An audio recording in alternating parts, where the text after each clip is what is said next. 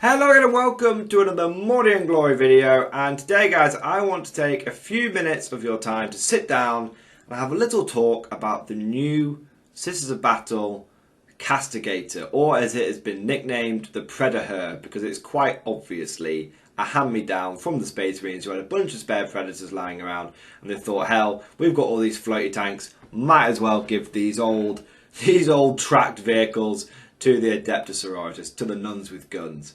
Now, first and foremost, I want to say I actually really like this model. I saw some people saying they didn't like the look of it, that it looked a bit generic, a bit bland. Don't really get it. I mean, it's got all the fancy scribey stuff on it, and it's got the exhausts, which are also like pyres and flamers and all. I think it looks cool. The one criticism I would say is that apparently it's not going to come with any form of flamer or melter weaponry, which is a bit unusual for a Sisters tank, because Sisters units in general are all about dat flamer, dat melter. So I think it should definitely have the option to take some sort of heavy flame, even if it's just like heavy flame sponsons. That would be cool. But yeah, I actually in general want to say that I actually quite like the look of it. And to be honest, I'm thinking of mechanizing my my Black Templars. And if I'm gonna get Predators for my firstborn Black Templars, why would I get the basic Predator when I can get this, which looks very much like a Predator which has been pimped out by a zealous madman, or madwoman in this case. You know, so I think this worked really well as a replacement for the general Predator model. And if Games Workshop went ahead and did that, I wouldn't be overly upset about it, because it's basically an updated Predator. You might get an extra heavy bolter for your money, so there you go. Now, whilst I do like the model, I have heard some chit and chat, some rumbling and grumbling from the Guard community about why are the Sisters getting this unit. And I would say, on one hand, I can kind of, at first I thought, well, that's a bit of an unusual stance, but then I sort of sat back and had a little think, and I was like, I do kind of understand where the rumbling and grumbling is coming from. Myself personally, I'm not overly rumbly and grumbly, but I can, I can understand other people's points of view, and I can kind of explain it a bit. So I think what the main sort of gripe is that it's a main battle tank. Okay, it's just straight up a main battle tank, and if you look at it, it has got all the weapons that would be like a sort of loadouts that would be traditional to a Guard tank. It's got 3 secondary weapons. Like the Leman Russ, it's got 3 secondary weapons. They're in the same positioning, they're the heavy bolters. It's very much, got the classic Russ, 2 heavy bolter sponsors and a heavy bolter in the front vibe. And then on top, it's got a battle cannon, what is described as the battle cannon in the article on Warhammer Community that unveiled it. So, essentially, it is a Leman Russ, right? It's a Leman Russ with a battle cannon, triple heavy bolter. And if there's anything, if the previous sort of Sisters heavy support vehicles are going to go by, there is a reasonable chance, and I have no knowledge on this, guys, but there is a reasonable chance that this could be a toughness 8 vehicle. I mean, it's more than likely going to be toughness 7, but when you look at things like the Exorcist, which is toughness 8, and you look at the additional armour plating on this vehicle over its regular Marine brethren, I mean, that front bit is very much, looks much more durable. That turret is nice and large and chunky with good armour plates on it. It looks like a good old slab of armour, so it's not unreasonable to believe it could be a toughness 8 main battle tank. And then I feel like some Guard players are like, look, that's our territory. Like, you guys have the organs that shoots the missiles and the crazy women that run around half naked and they've replaced their arms with chainswords, and you've got the criminals which have got bloody getting constantly played like horrendous images, so they go berserk, so they just tear people to pieces with arms that are like tasery, flaily things. Like, that's your vibe. The least you can leave to us regular Guardsmen is the just regular normal military shit. Like, the main battle tanks are ours. Okay, the general all-purpose fighting vehicles that aren't specialised in really any way, are quite, related to normal real-world stuff, that's our territory. Back off, bitch, kind of thing. And I kind of get that. I do kind of get that. And when I sort of saw it explained in that way, I was like, yeah, okay, like, I can see where you're coming from. But I would just say that it's not uncommon for any faction to have a main battle tank. And my sort of thoughts on it are, my sort of counter argument, playing very much the opposite of a presidential debate host and trying to be more, and have a balanced viewpoint, is I would say, I understand that point of view, and then coming over to the other side, it's like, well, and this is not that I've actually seen anyone else say this, they may have done, but I've not read it anywhere, which is, to me personally, and maybe it is the guard player in me, to me personally, a faction which doesn't have a main battle tank it feels incomplete, and it feels a bit, it's like a really obvious gap that needs to be filled. I mean, one of the cornerstones of nowadays just modern military fighting is the tank.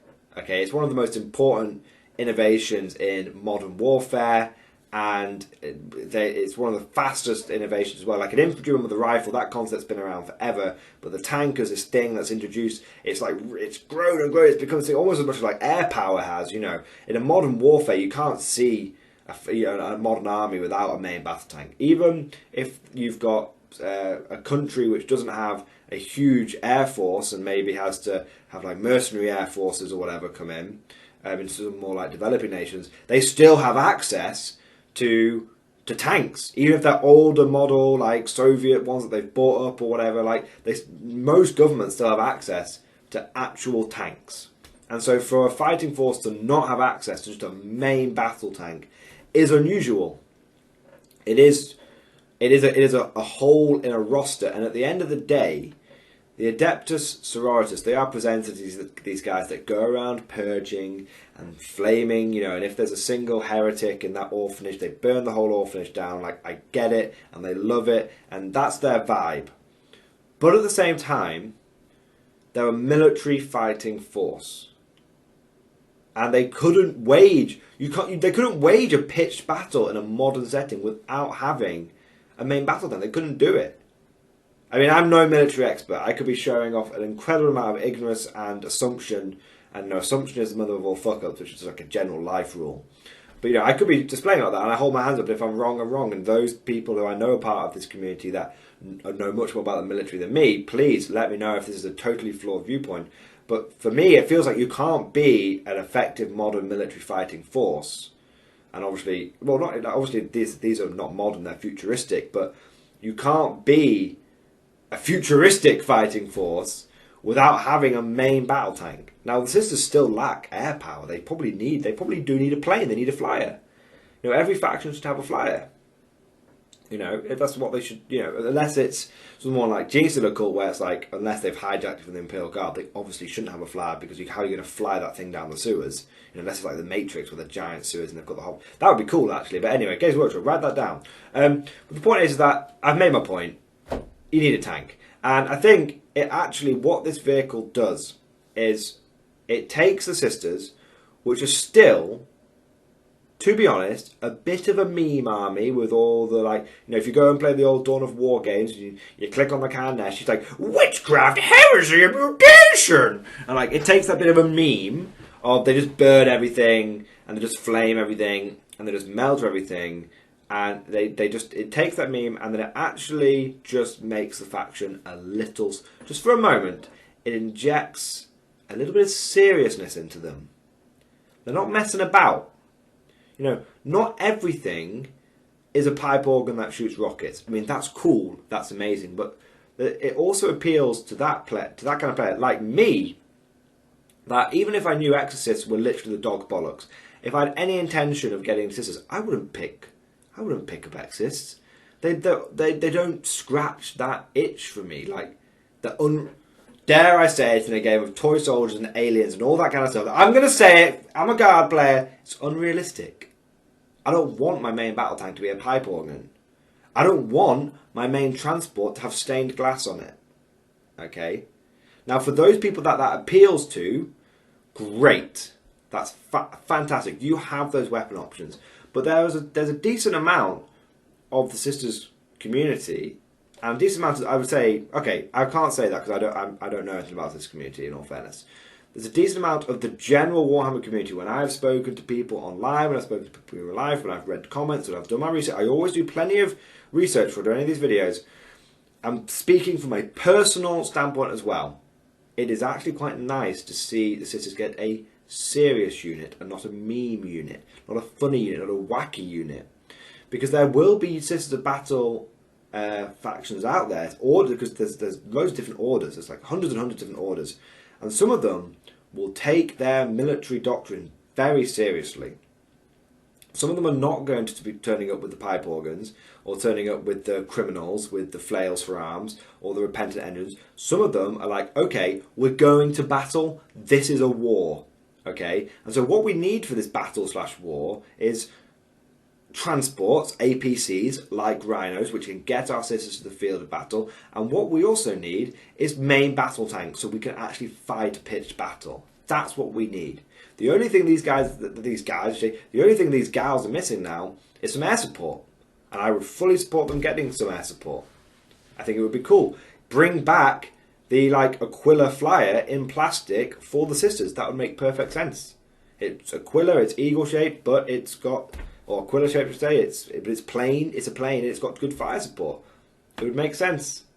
So I can see it from both sides. Now I can definitely see this as like the guard community saying, look, when are we going to get our overhaul? When are we going to get our cool thing? It's like, yeah, you know what, Games Workshop, if this is a toughness 7 fast vehicle, then we need one like this. If Games Workshop, if the guy from GW that spies on this channel and nerfs everything that I come up with, and I don't care how paranoid it sounds, I'm convinced of it. It's like the Battle of Midway, like the water pump is broken. I don't know how it works. Go and check that out, by the way, if you know what the reference is. But Games Workshop, if you're listening, man, right, the guy that's watching this video from Games Workshop, I'm speaking to you now, buddy. I'm speaking to you. Sat down. I know you're there. Okay. Guard needs something like this. Okay, we need some sort of fast cavalry tank. You know, it's got good maneuverability, good firepower. You know, it's not a big slab of slow trundling armour, and it's not like a super specialised unit like a Hellhound. We're talking some sort of bullet chucking thing, battle cannon chucking thing. Maybe give it like twin lance cannon to it. Maybe take this unit and guardify it. You know, we're cool. We'd be cool with that.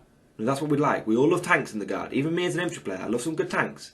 I'm sat here, and if you release a new tank kit tomorrow against Workshop, I'd go out and buy 5 or 6 of them. Maybe even 10 of them. I'd rebuild a tank company out of them. Okay? So just, you go and do that now. You go feed that back to whoever's in charge, the lizard person that runs GW these days after they kicked out all the cool people, like in the 90s. Go back and, you tell the lizard thing and that the guard need a tank like this. Okay? Cool. Right, anyway, so that's it for today, guys. Let me know what you think on this vehicle. Are you salty about it? If you're a salty McSalterson, let it out, buddy. Put it down in the comment section. It's all good. You know, I don't mind people venting in the comment section. If you love this thing, if you're a Sisters player, if you're not a Sisters player, if this vehicle has made you go, you know what, I want Sisters. It's kind of done that with me. It's kind of made me go, nice, I can guardify the Sisters finally. I love guardifying factions. Put that down in the comment section below. Have you got any ideas of how you would run these in a guard detachment? Maybe like an allied heavy support thing? That could be cool, right? Take a spearhead with 3 of these things. Imagine if these things are toughness 8. And finally, I've done a few videos on Predators versus Leaving Russes. If these things are toughness 8 and we can soup them in to the old guard, that'd be quite nice, wouldn't it? That'd be pretty tasty. Maybe it would become a guard vehicle. That's an idea, isn't it? If you think that's a good idea, put that down in the comments below. Basically, comment everything that you can possibly think of. Put it down in the comments below. I read all the comments and I try and get back to as many of them as possible. Now, before we wrap up today's video, I would just like to say that if you've enjoyed this video, then please consider heading on over to the old Patreon page and supporting the channel by chucking a few dollars at me. I'll promise I'll do like a little dance for you. All jokes aside, this channel has no monetization on any of the videos. And I don't have any sponsors or anything like that, and there's no levels to the Patreon, there's no paywalls or anything like that, there's no on-demand. It is purely funded entirely through the generous donations of my awesome Patreon supporters. So if you want to throw a couple of $5 at me, if you want to throw $100 at me, it doesn't matter. It's entirely what you want to give, and I would be really, really appreciative of it. I always find it a bit awkward talking about the Patreon stuff. It's not something that I naturally do, but I guess I have to mention it now and then. But I would like to say big thank you, super thank you to all of my current Patreon supporters. You guys are absolutely fantastic. I've mentioned this in the previous video. There's a big investment with the Patreon money coming for the channel. We're going to do a big renovation, awesome YouTube studio. It's going to be themed and everything. It's probably going to take like a couple of months to put together, but it's going to be fantastic, and hopefully it'll be ready in time for when the UK lockdown ends and we can have some awesome new battle reports in the Mordian Glory Command Bunker. I've got ideas are going through my head, guys. It's going to be a themed studio. It's going to be really cool, and it's all going to be funded entirely by the Patreon money, because as I said, all the money that I get for the channel gets reinvested. It builds up and builds up and builds up, and then I get it reinvested straight into the channel. All of it gets reinvested. Hope you guys have enjoyed this video. Thank you for watching, and of course, I'll see you guys next time.